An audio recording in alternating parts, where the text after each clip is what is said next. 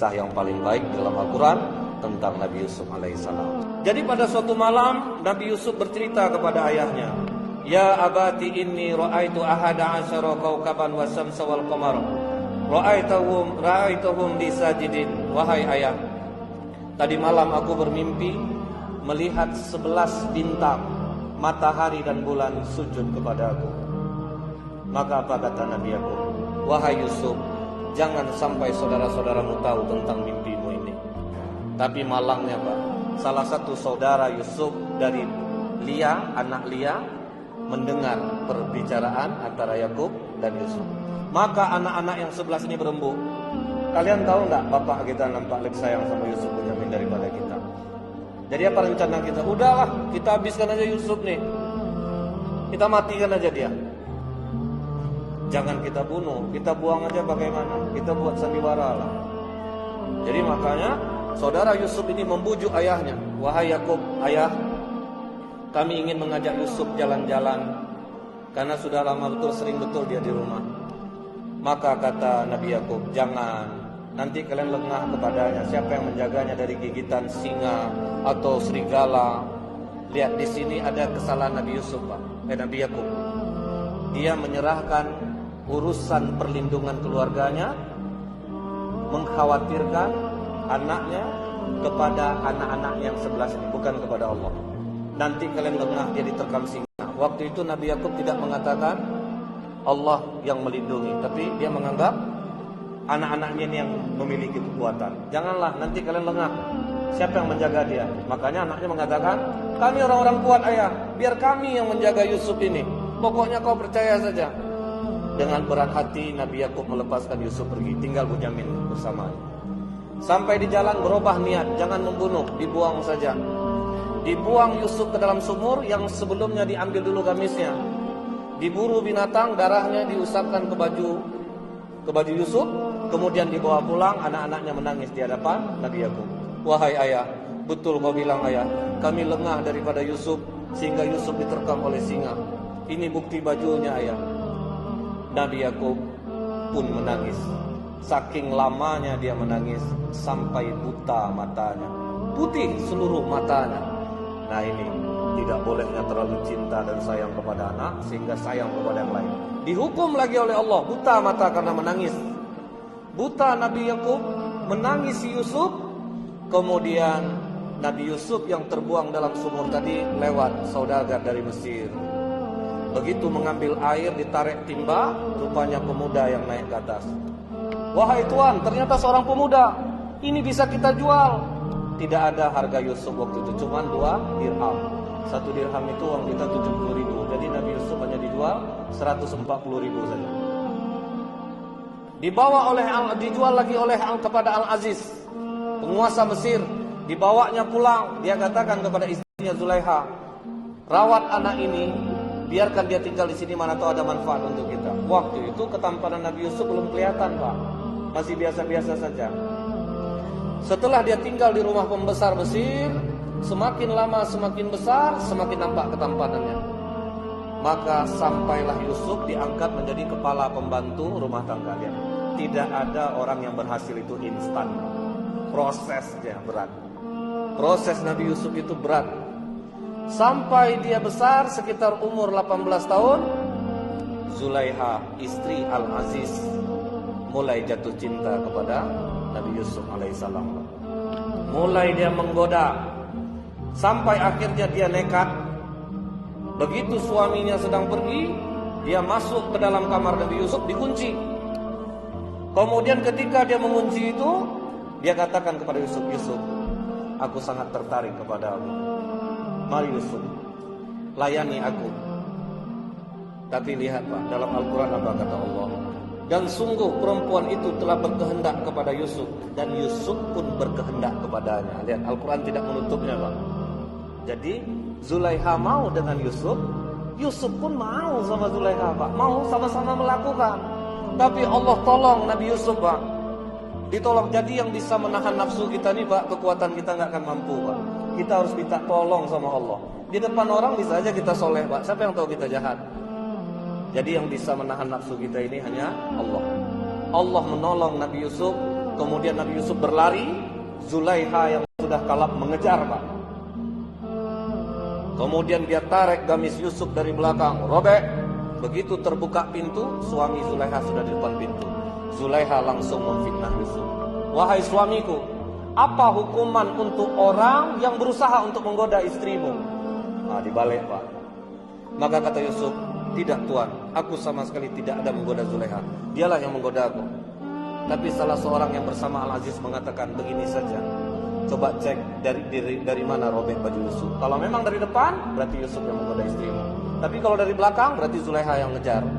Ternyata yang belakang robek. Maka kata Al-Aziz, Yusuf, tolong rahasiakan cerita ini, jangan sampai masyarakat tahu. Jadi sempat, Pak, disuruh tutup mulut, jangan sampai orang lain tahu.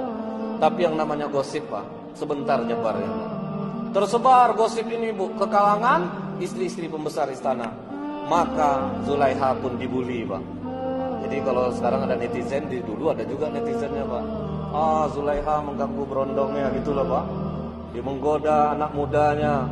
Karena Nabi Yusuf tidak pernah keluar dari istana.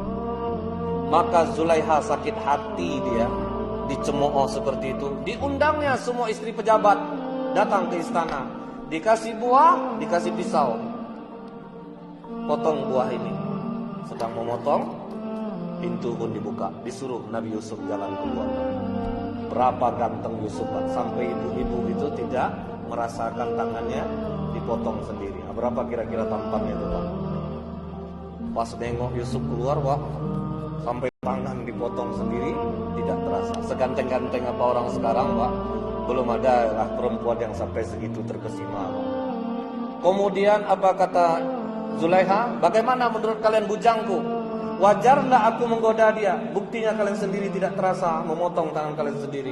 Iya Zulaiha, ini malaikat yang sempurna. Sampai begitu, Pak, mereka mengatakannya. Akhirnya semua ibu-ibu ini menginginkan Yusuf. Maka diancam oleh Zulaiha, kalau kau tidak mau Yusuf melayani kami, kau akan kami penjarakan.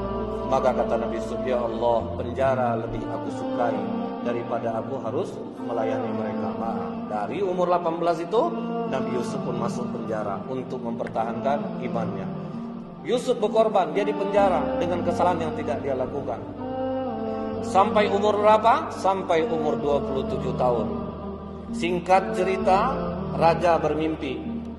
Dia melihat dalam mimpinya 7 ekor sapi kurus memakan 7 ekor sapi gemuk. Kemudian 7 tangkai yang berwarna hijau, 7 tangkai pula yang kering. Bingung menafsirkan mimpi raja ini. Teringat 2 orang yang bersama penjara Yusuf, yang satu tapi sudah mati, yang satu masih hidup. Dia katakan kepada raja, ada 1 orang sama dengan aku waktu di penjara, bisa menakwil mimpi. Siapa? Yusuf. Maka raja datang kepada Yusuf, wahai Yusuf, aku bermimpi. Diceritakan mimpinya. Apa kata Nabi Yusuf? Akan tiba zaman 7 tahun masa subur, penuh makanan, ekonomi aman. Tapi setelah itu akan datang 7 tahun masa sulit.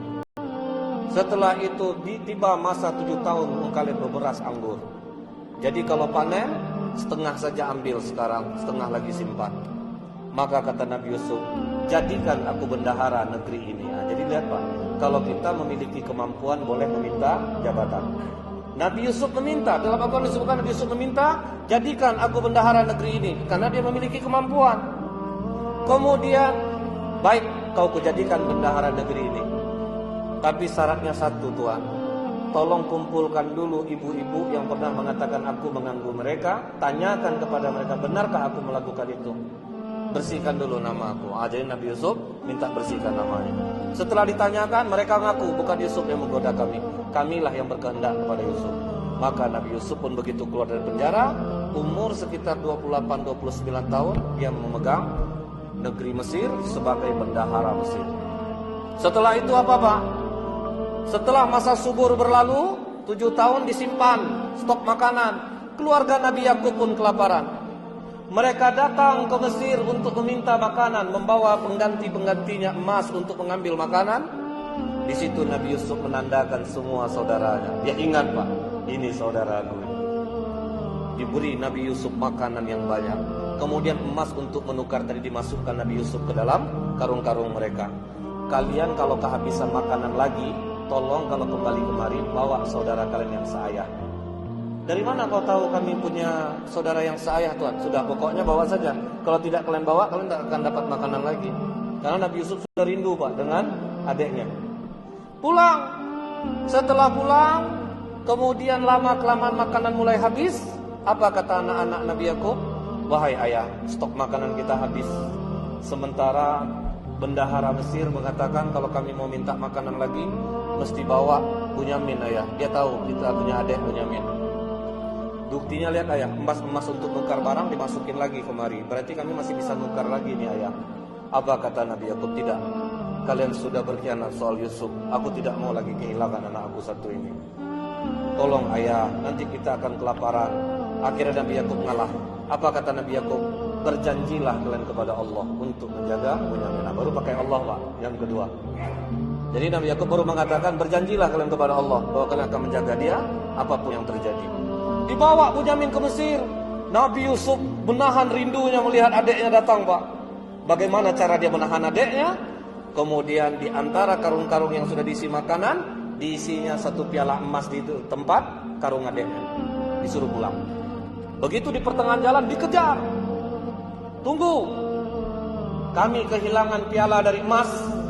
Siapa di antara kalian yang mengambilnya? Kami tidak ada mengambilnya, Tuhan. Kalau kedapatan dalam karung kalian bagaimana? Kami rela menjadi budak. Diperiksa karung-karung itu. Dapatlah di karung Bunyamin. Nah, lihat adik kalian yang mencuri. Ditangkap Bunyamin oleh Nabi Yusuf alaihissalam. Bawa, ketakutanlah semua saudara. Kita sudah berjanji dengan ayah untuk mempertahankan Bunyamin. Tapi bagaimana ini? Bunyamin pun ketakutan. Apa kata Yusuf ketika memeluknya? Jangan takut Bunyamin. Aku Yusuf. Di situ senang hati Bunyamin melepas kerinduan dia dengan saudaranya. Saudara-saudaranya pulang. Begitu pulang menangis, ayah, betul ayah, kami tadi sudah berusaha, tapi rupanya ini yang terjadi. Tapi saat itu hati Nabi Yakub tenang. Apa kata Nabi Yakub? Aku mencium aroma Yusuf. Aku yakin Yusuf masih hidup. Kalian kembali lagi ke sana. Balik lagi ke situ. Begitu kembali lagi, apa kata Yusuf ketika dia menggendong Bunyamin di sampingnya? Ingatkah kalian siapa aku? Ingatkah kalian memasukkan aku ke dalam sumur? Diperhatikan oleh semua. Engkau Yusuf. Iya. Iblis telah membuat kita pecah. Jadi kalian pulanglah dulu, bawa gamisku ini kepada ayah. Gosokkan ke matanya agar dia bisa melihat kembali. Jadi dibawalah gamis Yusuf pulang. Lihat, Pak, Nabi Yusuf tidak dendam dia dengan saudaranya. Bawalah ayah dan ibu tiriku kemari. Disitulah datang ramai-ramai lagi ke Mesir. Nabi Yakub pun menghormati Yusuf. Apa kata Yusuf menegakkan ayah dan ibunya? Ayah, inilah arti mimpi yang pernah aku katakan kepada ayah dulu.